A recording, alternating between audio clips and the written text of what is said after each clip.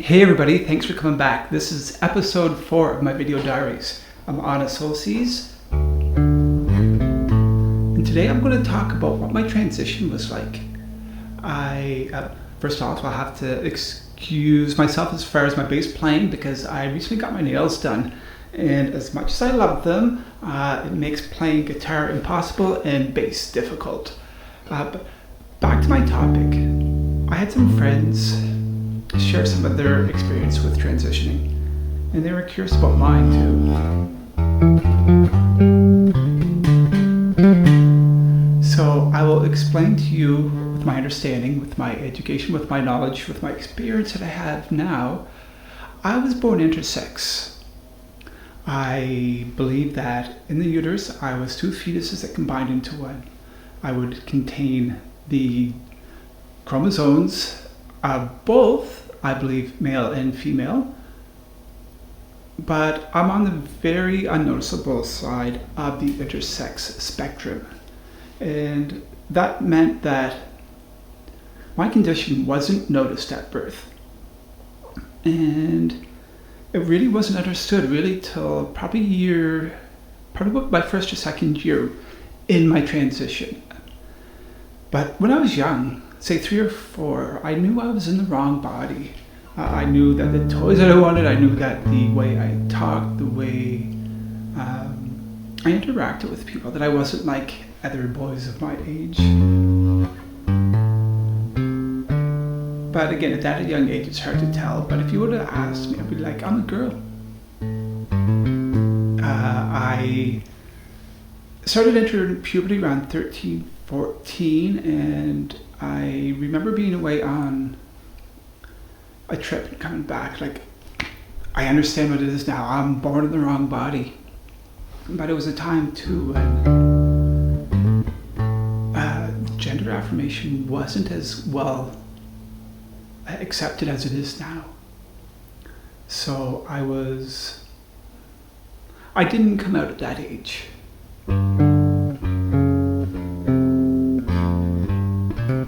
So I went through the wrong puberty, and it was really difficult. I did not fit in. I did not resemble the attitudes and behaviors of guys of my age as well. So I rebelled. I really did rebel as I go through the wrong changes, and it was torture having my body change in ways that, yes, puberty is difficult for the majority of people, but it's even more difficult when your body's changing away from what you know yourself to be, how you want to see yourself, and how you feel comfortable being in yourself. I won't go into graphic details, but I will try to keep this on a very scientific level. So as the testosterone is going through my body, my changes, I'm losing the feminine, the androgynous aspects of my body that I was comfortable with. Right, the facial hair, the physical attributes of testosterone were difficult for me to deal with, and not having the language and not having the understanding that we do now, I kind of resorted to drugs and alcohol. I spent a lot of years of my life subsequently down that road, and I wasted so many years of my life trying to please other people and trying to be somebody who I wasn't. So as I'm going through middle age, I remember a couple of times speaking with a partner at the time, and I'm like, I'm trans, and they're like, no, you're not. Okay, fine. But I knew too that it would have been difficult to come out before I did. I finally accepted the fact that I was trans. My egg, as they say, broke into 1,000 pieces, never to be put back. And I'm grateful. And the way that things happened, because it took every step through my life to get me to the point where I am right now, and I am really grateful to be here. I really am. So the process of transitioning itself for me was long and wrought with a lot of difficult days. I contacted my doctor. I said, hey, I am transgender. He's like, oh, that's awesome. We can't help you. We got to send you to a specialty clinic. Months pass. I hear from them. They're like, okay, yeah, let's book an appointment. You can come in and communicate with us what you feel are your understandings around your gender issues. And I went in and explained my understanding up to here, minus the intersex part, because I didn't know that till after the fact. And they're like, okay, you need to contact counseling. We have people that we can put you in touch with. You've got to go through psychological assessments for a WPATH approval. So it took, when I contacted my doctor till I got in touch with the counselors, it was probably close to 8 months. It took another 10 months after that to get the WPATH approval with all the counseling sessions, with the different people I needed to talk to, as well as getting the actual forms filled out. So once I had those letters, I was like, yay, this is it, okay, bring it on. The process was just beginning, because then I had to go through my gender specialist again, and they started to prescribe me hormone replacement therapy. So this would be almost 2 years into my process before I finally get HRT. And at the time, they prescribe spironolactone, which is an anti-androgen that will mask, that will hide the testosterone effects in your body that's produced. And it gets replaced with estrogen, estradiol. And they started me on a low dose. They kind of do half doses at the beginning. And I was fine with that. So I was like, okay, I was trying somewhat of a natural remedy, which I don't recommend, because I think having the blood tests and having all of the doctor's supervision is really important, especially if anything were to go wrong.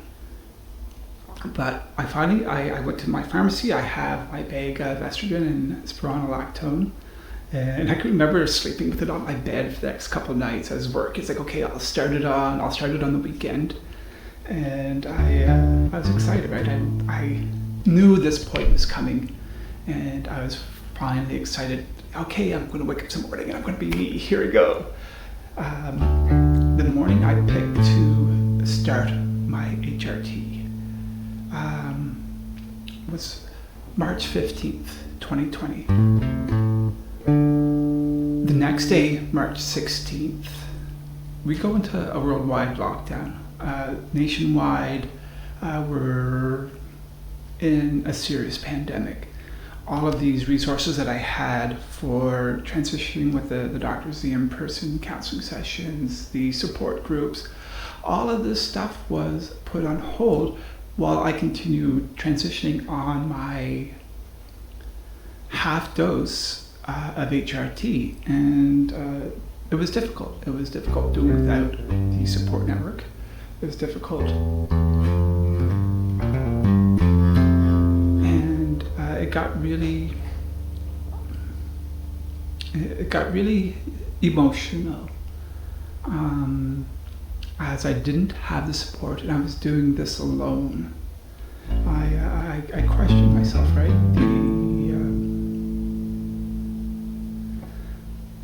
How did I put it? It's kind of like doing a full engine swap as you're driving down the highway, and it was a lot of very dark times for me where I cried a lot without the support, without the certainty, with the people dying from COVID.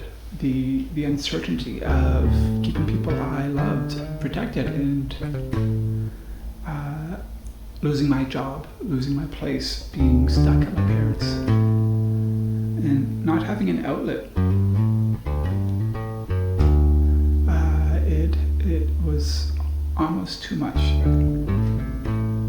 But I kept at it, and it's like I'm gonna keep walking every day. I'm gonna keep on my healthy schedule. I ended up giving up meats at that time. My body kind of made that choice for me. I wouldn't necessarily have chose it, but I'm grateful that I did. So within the first 3 months of taking this half dose of HRT, I'm noticing things like the skin becomes very soft. Hair patterns have changed. Very slight female development of my body. And a lot of mood. So much. I had all the mood. And finally, after 3 months, when they increased my prescription to the full amount, blood tests were showing everything's going good. They basically doubled the dose from the initial setting. And that's when I start noticing a lot more feminization about my body. The male attributes are going away, the muscle mass is starting to altered, and just the psychological aspect too is huge. I remember the combative feelings before transitioning, and in the early days where the testosterone kind of makes you want to have to prove things, and as the estrogen is replacing that, it's not so much wanting a combative nature as it is almost a community nature where you want to connect with people, you want to share these things, and I didn't have a lot of that. I did start developing some good friends early on, and as these changes keep going, the biggest change I made was a decision to quit drugs and alcohol on August 27th, 2020. It was that time where it's like, I want this. I knew I could have it. I knew I had to work towards it. And I knew that it meant having my full focus, having my full health, having my awareness, having all of my abilities and skills with me. I needed everything that I had to get here. So I really made the decision to really work on it. And it was around that time I started music again.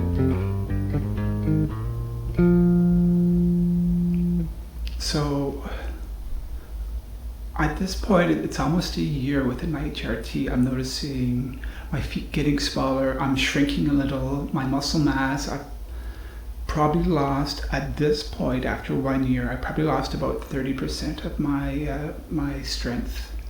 My hair pattern had changed. My eyes got bigger. Maybe not the eyes so much, but they appear larger. Minor skeletal changes, major muscular changes. My endocrine system has completely been altered to that of a female biology, and the female development has been quite remarkable, whereas the more male attributes have diminished and really are not functional in a way. And part of that too was the awareness of going from testosterone driven with a very high sex drive to almost thinking that I've gone extremely to the other end of being asexual. And I guess it wasn't really until I was in a relationship with a woman last summer that the intimacy and the romance part really was enhanced, but it wasn't a desire for procreation as much as it was wanting for shared intimacy.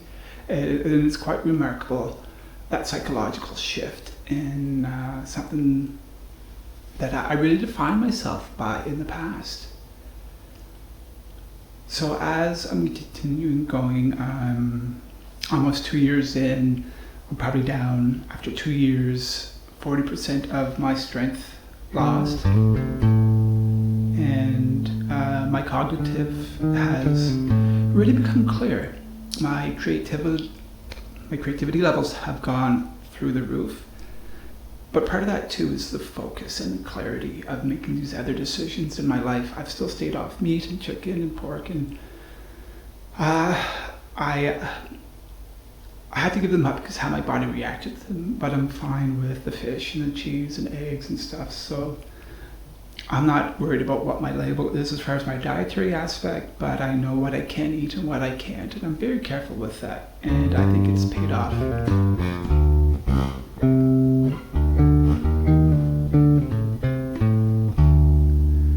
So now I'm about 3 years in, and I am working on my 4th album, living in a beautiful home that I absolutely love.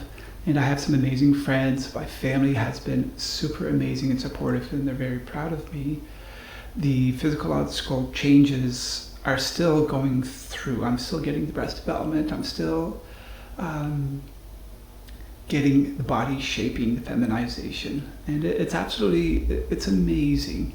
And I'm so grateful to have gotten to this point where I just get to be me. And I'd like to do more updates in the future because I know I have surgery later in the year that I'm looking forward to completing.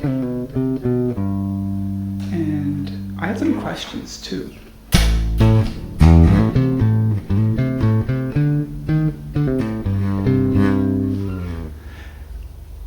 Janet asked me, what was it like when you discovered that you were intersex?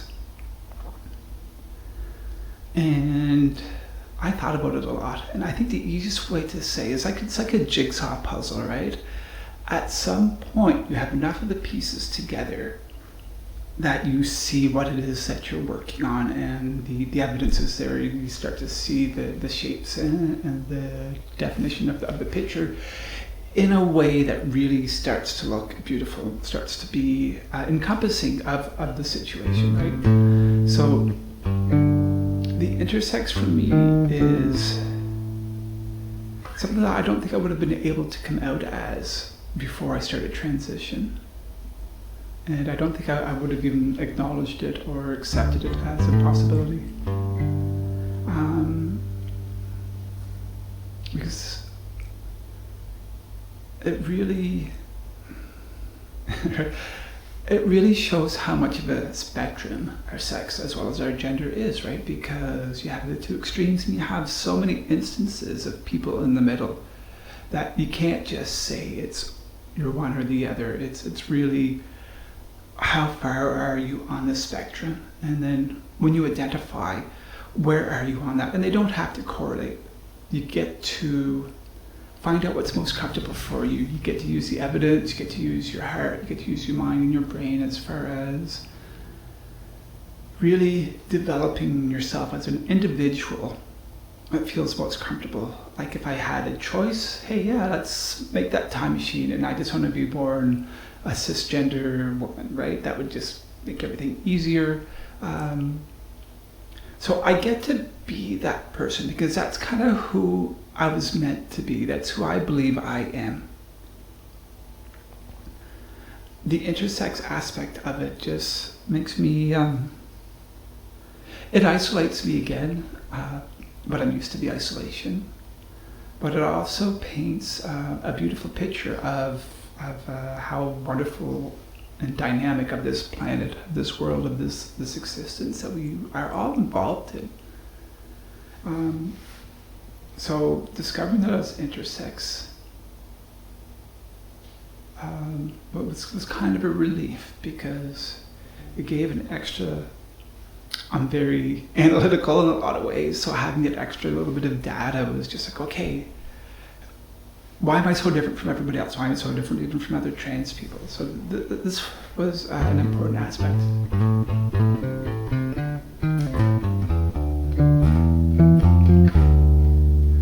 The other question Janet asked me, and I'm grateful for these, thank you, is how did music impact your transition? And I think to really answer that, I have to explain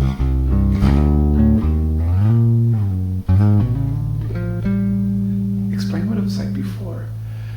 I started guitar when I was in high school. I started with the banging instruments in elementary school, but that doesn't really count.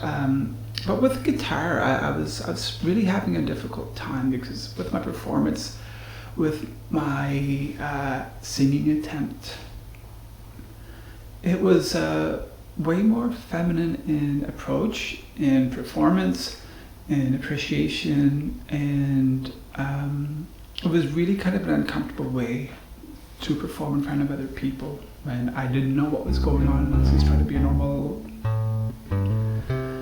teenage male. So music from then became a very private affair. I was afraid to show anybody my abilities because music is so tied with the emotions, and anytime I were to share my honest emotions, like, it was like, why are you doing that? Like, I'm excited, right? Emotions betrayed me all my life, and music was a part of that. So when I took acting and modeling in Calgary in the early 90s, I learned how to hide my emotions and present a face that wasn't me. And my life improved in one aspect because I could be accepted more as that masculine figure, but the part of me inside was diminishing a little. So I did attempt music, and I played in some cover bands, and I did some open mic stuff. And it was fun. And it's interesting seeing some of those videos now because he was kind of cute, but he was very disassociated as well. So as I start transitioning, in the early days for at least the first 6-7 months, this is about 4 to 6 months, I really kind of put my music on hold. It's like this emotional overture of mood that I'm going through was too much, and I was having difficulty focusing. But around the time when by September, October 2020, music was really starting to be something that I sought because I didn't have anything else. So as my transitioning is progressing and I'm trying to discover who I am, recording these songs and playing them back and hearing the detail in the music and the emotional aspects of it was a profound way to discover these nuanced things about myself. So as I'm transitioning, as my music's improving, I'm also starting to complete songs and do a video and complete an album. So the validation of doing these projects that I've never done before and I'm now doing now as me really helped me to understand and appreciate this real me, this new me, this path that I've never been able to accomplish in the past has really helped define me in ways that I'm most grateful, and it keeps me out of trouble too. I currently working on my 4th album, and I can't wait to share some of these with you. I have So Long and Why I Tried just about completed, and I wish albums were 2 songs. I could release these and let you hear them because I think you'll see that the further I go in this transition, the more authentic my music becomes. It's really a beautiful process, and they really are adding to each other. So transition and music together, I think, has saved me in ways that neither could have done by themselves. So thank you.